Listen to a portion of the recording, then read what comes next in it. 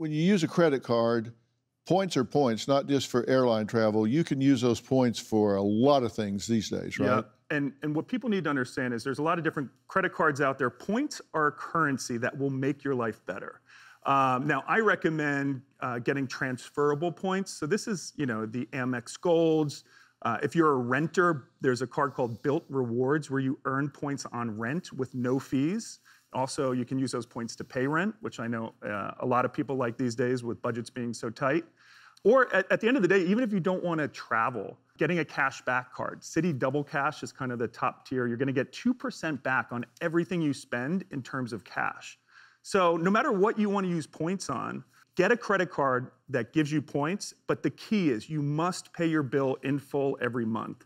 Because if you're paying interest on those balances, you're negating the value of all of those points. So got to be fiscally, responsible, put everything on a credit card, get those valuable points, and then pay it off in full at the end of the month so you don't get hit with any fees. Well, you'd pay it cash. If you were using cash, you'd be spending it. Exactly. So instead of using cash, keep the cash in your checking account, put it on a credit card, earn those valuable points, and then use that same cash and pay off the credit card. That's how you win at the points game. So if a family has a budget of $50,000 a year and they put all of that on a credit card, pay it off every month, then they can get like 2% of that back at the end of the year. Absolutely, in just pure cash. In pure cash. And travel rewards, at the Points Guy, we teach people how to get even more than that in value.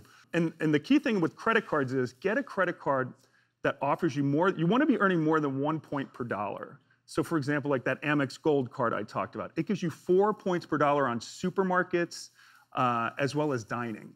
So choose the card that rewards you in the categories you spend the most in, whether it's gas or, but there's pretty much any category you could think of.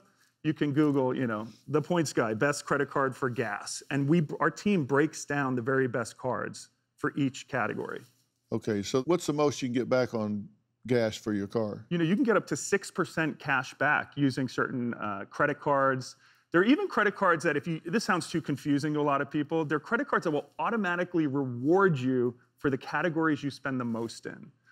So if you don't feel like doing the math, the Freedom Flex card by Chase is one of those where they automatically look at what you spend the most in and they'll give you the most cash back.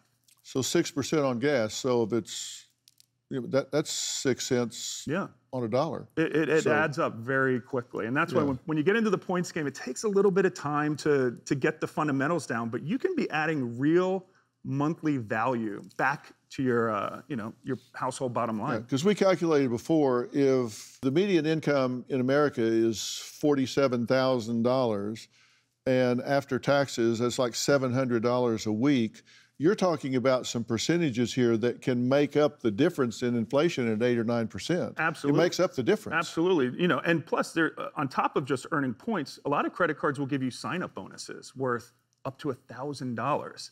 Even that Citi Double Cash, which has no annual fee, they'll give you $200 cash just to get your account started. Yeah. And what I want to let people know is people will say, well, getting credit cards, my credit's going to crash.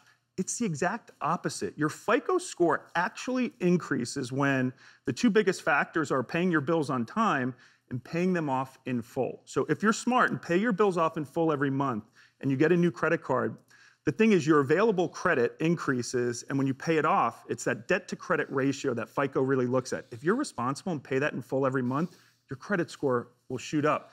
And a high credit score will save you money in everything in life, including mortgage, right? You're gonna get a better rate. So playing the points game, yes, it's nice to get a couple $100 or $1,000 here and there, but it's all about being financially smart, owning your financial future, and living a better life and getting better rates because of it. All right, what's the best domestic airline if you had to pick one? Well, at the Points Guy, we just came out with we do an analysis. We look at reliability, because a good airline gets you where you need to go. We look at customer care, airlines with the fewest amount of best complaints. Domestic airline. 4 years in a row, Delta. Do you have a story or a question for me? Click the link in the description and tell me what in the world is going on.